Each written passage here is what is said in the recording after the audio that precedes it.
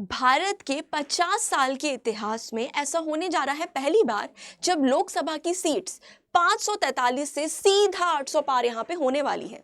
लेकिन आखिर इसके पीछे क्या कारण है, हमारा संविधान क्या कहता है, तो इन सारी चीजों पे आज हम यहाँ पे डिस्कस करने वाले हैं। सो हेलो एवरीवन, मैम स्कान and I welcome you all to our YouTube channel study IQ judiciary. तो चलिए स्टूडेंट्स, हम डिस्कस करते हैं एक बहुत ही इंटरेस्टिंग टॉपिक के बारे में जो कि पॉलिटिकल कॉन्फ्लिक्ट, फेडरलिज्म, इन सारी चीजों पे यहाँ पे हम डिस्कस करेंगे। और स्टूडेंट्स, उससे पहले ये है मेरा टेलीग्राम चैनल। अगर आप इस सेशन की PDF लेना चाहते हैं तो मेरे टेलीग्राम चैनल से आप कनेक्ट कर सकते हैं। और साथ ही साथ स्टूडेंट, अगर आप मेरी मेंटोरशिप, मेरी गाइडेंस चाहते हैं तो इस दिए गए नंबर पे भी आप मुझसे कनेक्ट कर सकते हैं। चलिए अब हम बात करते हैं कि आखिर चेंज क्या हो रहा है। जो हम इस मेजर चेंज की बात कर रहे हैं, जो हम इस बदलाव की बात कर रहे हैं, इसमें क्या चेंज होने वाला है। तो यहाँ पे स्टूडेंट, जो लोकसभा की सीट्स हैं वो 543 से 543 से सीधा 816 यहाँ पर हो सकती है। मतलब करीबन करीबन आप मान के चल सकते हो कि यहाँ पे 273 जो सीट्स हैं वो यहाँ पे बढ़ाई जाने वाली है। ठीक है, हाँ, This addition of 273 new seats representing nearly 50% expansion, मतलब यहाँ पे आप सोच सकते हो 50% expansion यहाँ पे हो सकता है लोकसभा की सीटों पर। ठीक है, aimed at aligning the political representation with the country's growing population। अब देखिए, इसके कई सारे फैक्टर्स हैं कि लोकसभा की सीट्स क्यों बढ़ाई जा रही हैं। तो सबसे पहले स्टूडेंट्स, हमारा जो लास्ट सेंसस हुआ था वो 2011 में हुआ था। उसके बाद से यहाँ पे कोई भी जनगणना नहीं की गई है। ठीक है, और साथ ही साथ और भी इसके कारण है, वो हम अभी डिस्कस करते हैं कि हमारी जो पॉपुलेशन है वो यहाँ पे एक्सपांड हो रही है। ठीक है, ऐसा नहीं कि हम यहाँ पे ग्रो नहीं हुए, पॉपुलेशन वाइज भी तो हम ग्रो हुए हैं, लेकिन हमारी जो यहाँ पे रिप्रेजेंटेशन है वो 1971 सेंसस के अकॉर्डिंग क्या है, फ्रीज है। तो अब हमें इस पूरी पॉपुलेशन की ग्रोथ को यहाँ पे प्रॉपरली रिप्रेजेंट करवाने के लिए लोकसभा में ये मेजर चेंज लेकर आया जा रहा है। अब ये बात ये है कि ये जो चेंज है ये अभी क्यों लेकर आया जा रहा है। ठीक है, तो वही है कि India's Lok Sabha seat distribution has remain frozen based on the 1971 census. जब यहाँ पे स्टूडेंट्स 1971 में जब जनगणना हुई थी, जब सेंसस हुआ था, उस टाइम से अभी तक जो सीट्स हैं वो यहाँ पे क्या थी, फ्रोज थी। मतलब ना बढ़ाई गई थी ना घटाई गई थी। लेकिन क्या हुआ कि इसके बाद भी कई सारा क्या हुआ, यहाँ पे पॉपुलेशन ग्रोथ हुई, यहाँ पे रैपिड पॉपुलेशन ग्रोथ हुई, डेमोग्राफिकल शिफ्ट्स हुए यहाँ पे पूरे भारत देश में। लेकिन अब यहाँ पे जो पॉपुलेशन ग्रोथ हो रही है उसकी वजह से जो एक करेक्ट रिप्रेजेंटेशन हमारी लोकसभा में होना चाहिए था वो तो नहीं हो रहा है। तो over the years, migration and regional population changes have altered the balance of representation, creating gaps between the Lok Sabha, between the population size and the parliamentary seats। अब इससे क्या हुआ है, इससे काफी ज्यादा गैप आ गया है। मतलब जो एक ट्रू रिप्रेजेंटेशन लोकसभा में होना चाहिए था वो यहाँ पे उसमें काफी ज्यादा गैप आ गया है, पार्लियामेंट्री सीट्स में और पॉपुलेशन की साइज में। अब साथ ही बात करते हैं कि as India continues to grow and evolve, updating representation has become increasingly necessary. और इसी वजह से जिस तरीके से इंडिया की पॉपुलेशन ग्रो कर रही है, अब ये जरूरी है कि हम अपना प्रॉपर रिप्रेजेंटेशन लोकसभा में रख पाएं। ठीक है, the proposed expansion is therefore not just a policy move but an attempt to realign the demographic representation. तो सिर्फ ये एक पॉलिसी मूव नहीं है, सिर्फ हम इसको एक पॉलिसी की तरह नहीं देख सकते, बल्कि जो हमारी इतनी पॉपुलेशन ग्रो कर रही है उसका करेक्ट रिप्रेजेंटेशन हो सके हमारे यहाँ पे पार्लियामेंट में। ठीक है, अब इसका मतलब क्या है। ठीक है, so what it means, the proposed expansion of Lok Sabha seats has the potential to significantly reshape the India's democratic framework। जो हमारी स्वतंत्रता का यहाँ पे क्या है, ढांचा है, डेमोक्रेटिक फ्रेमवर्क है, उसको रीशेप करने के लिए ये चीज की जा रही है, लोकसभा की सीट्स बढ़ाई जा रही है। This shift could lead to a fairer political participation. और इससे क्या होगा, हमारी बेटर गवर्नेंस होगी, हमारा स्ट्रॉन्गर पार्टिसिपेशन होगा, यहाँ पे करेक्ट रिप्रेजेंटेशन होगा यहाँ पे। साथ ही साथ अब बात करते हैं सीट्स वर फ्रोजन इन 1971। जैसा कि मैंने आपको बताया कि वहां पे 1971 में सीट्स को फ्रोज कर दिया गया था। क्यों ऐसा किया गया था? ताकि उन स्टेट्स को प्रोटेक्ट करने के लिए जो अपनी पॉपुलेशन को कंट्रोल कर रही हैं गुड गवर्नेंस के तहत, जैसे जो सदर्न स्टेट्स हो गए, वो अपनी पॉपुलेशन को कंट्रोल करने के लिए यहाँ पे कुछ मेजर्स ले रही हैं।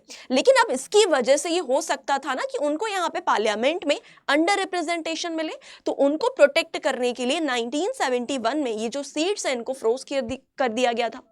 1976 में the government froze the Lok Sabha seats from at 543, जो अभी हम देखते हैं वो तब से चली आ रही है, to prevent the southern states from losing their political power, और ताकि सदर्न स्टेट जो है हम उनको एक प्रोटेक्शन प्रोवाइड कर सके। लेकिन अब वो चीज जो है वो एंड होने वाली है। अब ये जो चीज है वो एंड होने वाली है जो 50 सालों से चली आ रही है। ठीक है, अब वहीं पे हमारा जो संविधान का आर्टिकल है, आर्टिकल 82, ये क्या बात करता है कि seats must be readjusted after every census. हर सेंसस के बाद जो आपकी सीट्स है उनको क्या किया जाएगा? उनको रीएडजस्ट किया जाएगा, डीलिमिटेशन किया जाएगा। ठीक है, the 42nd amendment pause this rule, लेकिन जब 42nd अमेंडमेंट आया तो इसने इस रूल को क्या कर दिया? रोक लगा दी इस रूल पर। और अब ये जो 84th अमेंडमेंट है ये कहता है कि भाई ये जो चीज है ये 2026 तक क्या होने वाली है? एक्सटेंड होने वाली है। मतलब 2026 के बाद जो सेंसस होगा अब उसके बाद यहाँ पे क्या होने वाली है? लोकसभा सीट्स बढ़ने वाली है। अभी तक तो ये चलो ठीक था, अभी तक यहाँ पे अमेंडमेंट के थ्रू ये जो पूरी सीट्स थी वो फ्रोज कर दी गई थी, लेकिन अब इस चीज को क्या किया जा रहा है?